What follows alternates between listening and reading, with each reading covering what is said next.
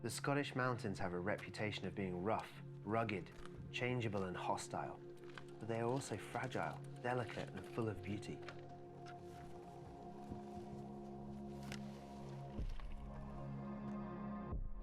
The trails are steeped in history. Through time, I've grown to know every rock and turn. I've watched them change and evolve. Known as the last great wilderness in the UK, this is home to the most remote peaks in Scotland. Rare plant and animal life thrive here.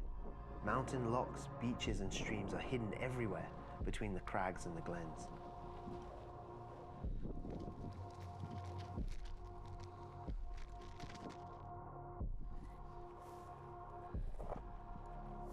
I've been guiding mountain biking through this area for over half a decade.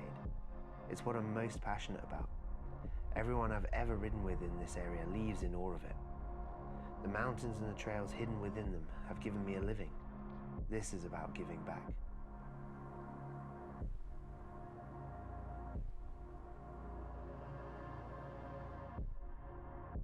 In Scotland, we are blessed with an abundance of water, sometimes from above and below. Anyone that has ridden in the Highlands quickly becomes familiar with water bars. The water bars require a specific set of skills to climb and descend over them. It's a love-hate thing.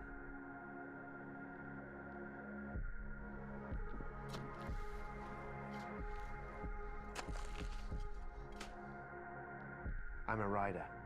Whilst it's a big effort to get out here, it's all about putting back into the trails to preserve them for myself and others to enjoy, now and for the future. A shovel and some sweat can go a long way.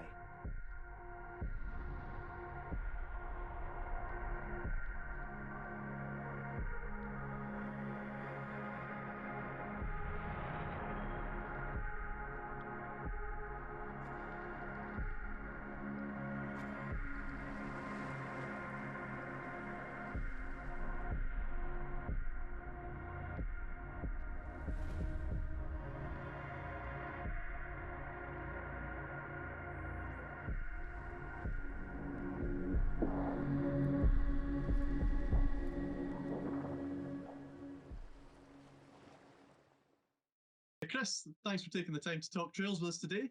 It's a subject that most mountain bikers are pretty passionate about, so I appreciate your time in it. We just watched your recent Paying Back film, which we'll go on to talk about in a wee minute. But maybe you can just give us a wee bit of background on who you are and your role within H+I Adventures. Yeah, sure. So I'm head guide and guide trainer. So that means that I run a lot of our Scottish tours across all the destinations here in Scotland, but also work closely with our teams in all our foreign locations. So that's now 17 across the world. And a big part of it is about sort of this knowledge exchange and learning from each other and just making sure all our teams across the world are really tight and also at the same time at the same standard that we've come to expect in the UK, but even more than that, learning from them and their own individual destinations and bringing that back to share with everybody. So, I mean, through your job, you obviously see a lot of trails around Scotland and wider. So you have a real appreciation of, it's your workplace really. So what inspired you to make your wee Paying Back film? Well, I think actually one of the things that's most exciting about my role now is that we've got an allotted amount of time to put back into trails. So I'm actually doing trail maintenance as part of my role. And that came about from us wanting to put back into the areas that we were using. And we've always been doing that anyway. It's something that we've done informally as guides and as a team, and all our guides in different areas were doing that. But just formalizing that and setting aside an amount of time that we could put into the spots that we were noticing needed it the most. So when we were kind of working around in different areas, starting to notice that actually this needs some time dedicated to it. So it's really exciting to be able to go out in between trips and put that time back into trails, whether locally at home trails or whether it's out kind of in the more remote areas that need a bit of time to access. Yeah, so I mean that's probably something that's really important. A lot of the places you do guide are pretty well off the beaten track.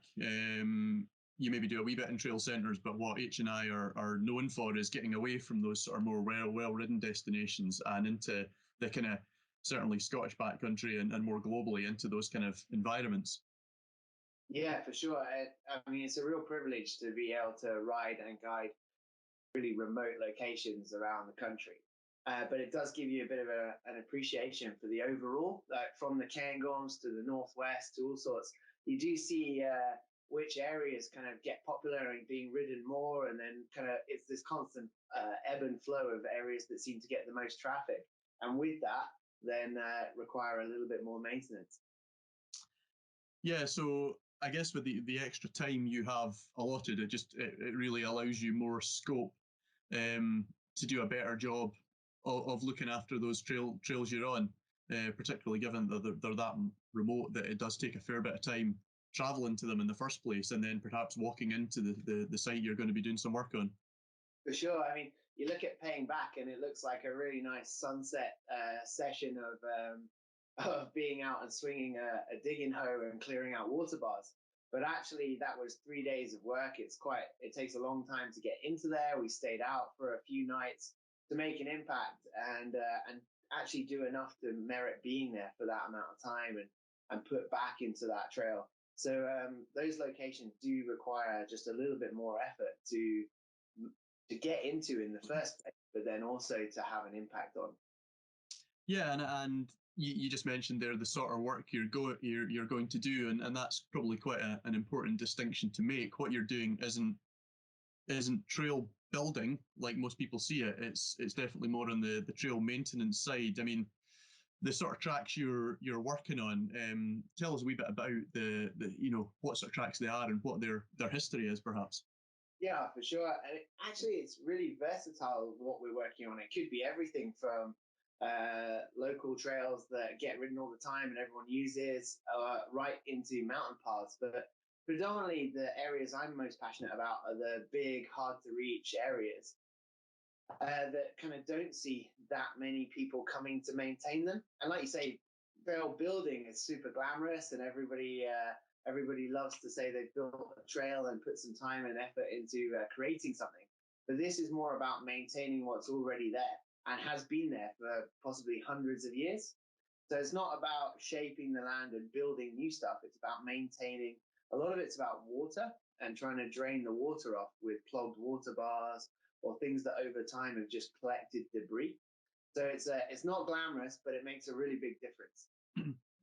Yeah, so a few weeks back, we actually went out for a day out to go and look at a particular section you'd kind of been puzzling over a wee bit, to try and think what the solution could be there. And whilst we did some very minor work on the walk in and the walk out, clearing water bars and so on, the bulk of the day, and it was a day really by the time we made the effort to get in, was just spent looking at the ground, seeing what was going on, trying to get the big picture, not just looking at the track, but we were actually walking around the whole hill, which I found really, really interesting. And I think you really valued as a guide. It gave you a different perspective on the trail from what you usually have. Oh, for sure. When I'm there guiding, my focus is on the team that I'm leading and making sure that everyone's having a great time and going through. So it's rare that you've got the time to spend a concerted effort at looking at one particular problem if it's not an obvious one. And that one certainly wasn't obvious. So it's really good to have the time to get in there and really figure out what was going on. I think we looked at 5 different tributaries which were filling one area of really big wet land, and they weren't there 5-6 years ago, and now they are. Mm-hmm. So it was more about figuring out how to fix the solution without actually doing any work yet. And it's going to be a much bigger job to go back and do something about it. But it's good to know what now needs to be done. Yeah, definitely. So it wasn't a day where we actually achieved much on the ground, but it felt really, really valuable. So what do you see as the next steps on from that? I think with that sort of a problem that we're looking at there, which is that's Torridon. Yeah, particular situation, yeah.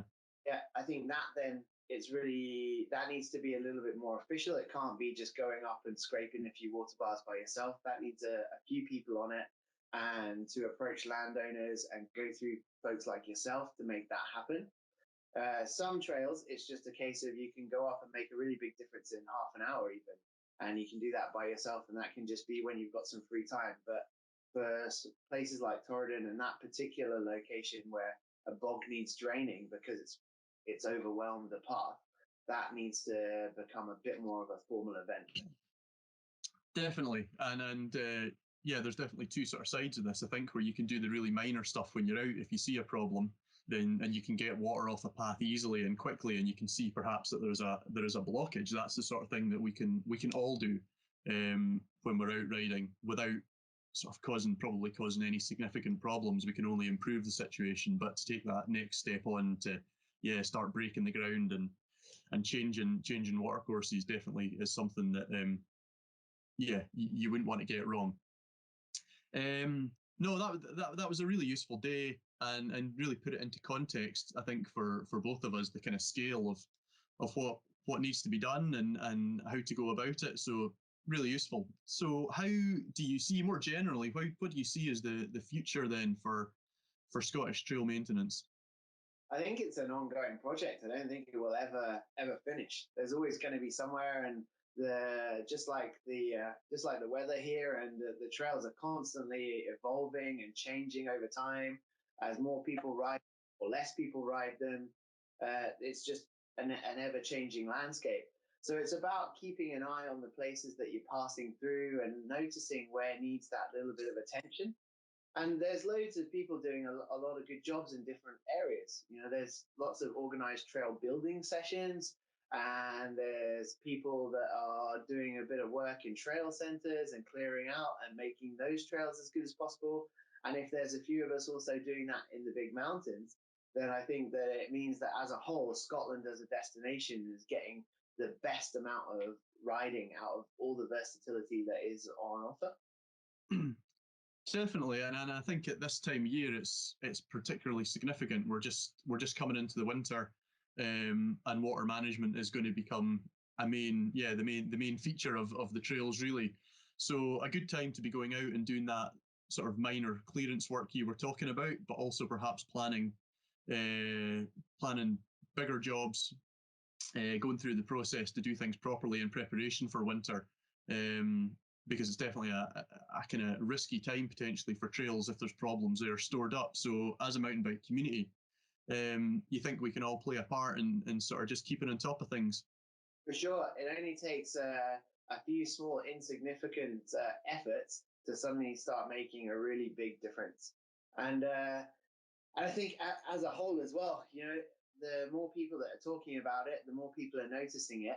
And it's not just about being out there as a guide. As a rider, I want the trails to be as good as they possibly can be as well. Definitely. No, I think that's we've covered some good topics there. So I think we'll leave it there, Chris. Thanks very much for your time. That's been really good. Very much. Cheers. Thanks.